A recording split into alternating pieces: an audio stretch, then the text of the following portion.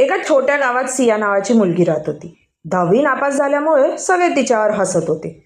कोणी तिला नोकरी द्यायला तयार नव्हतं. पण सिया रोज सकाळी आरशात स्वतःला बघायची आणि म्हणायची, एक दिवस मी स्वतःला सिद्ध करून दाखवणार.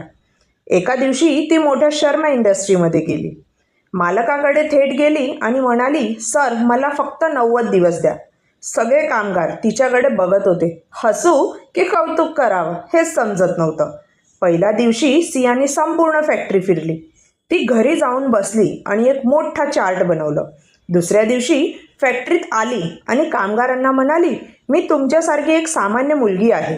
ती कामगारांबरोबर चहा पिती, त्यांचं ऐकून घेत होती. हळूहळू कामगार तिच्यावर विश्वास ठेवू लागले. सियाने एक छोटी टीम बनवली. 30 दिवसांनी फॅक्टरीत बदल दिसू लागला. 60व्या दिवशी कंपनीचा नफा दुप्पट झाला. 90व्या दिवशी मालक सियाच्या समोर उभा होता.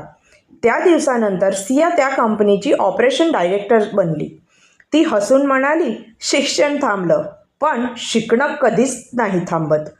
मोरल ऑफ स्टोरी, डिग्री नाही, दृढ संकल्प लागतो आणि जे मनापासून मेहनत घेतात त्यांच्या भविष्य कोणी थांबवू शकत नाही. ही गोष्ट तुला थोडी जरी प्रेरणा देऊन गेली असेल तर या व्हिडिओला लाईक कर आणि एका अशा व्यक्तीला शेअर कर जिला लोकांनी कमी लेखलं आहे पण ती अजूनही हार मानली नाही. आणि कमेंटमध्ये लिही, मी पण उठणार, कारण पुढची सिया कदाचित तूच असशील. आणि चॅनलला सबस्क्राईब करायला विसरू नका.